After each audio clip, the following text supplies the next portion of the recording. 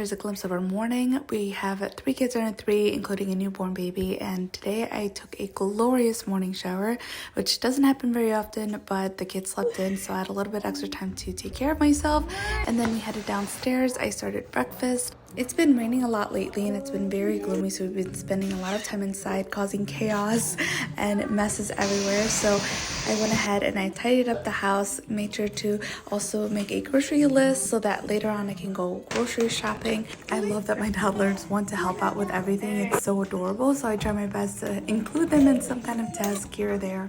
But the majority of the day we did spend cleaning up. This is where you can find me 50% of the time. It's in the playroom, nursing Tiago while the kids play. And once the 2 youngest went down for a nap, I went ahead and I reset the playroom, which is something that I like to do halfway throughout the day so that way the kids can keep being entertained. Once Ricardo got out of work, I went to Target and then I headed back to my babies.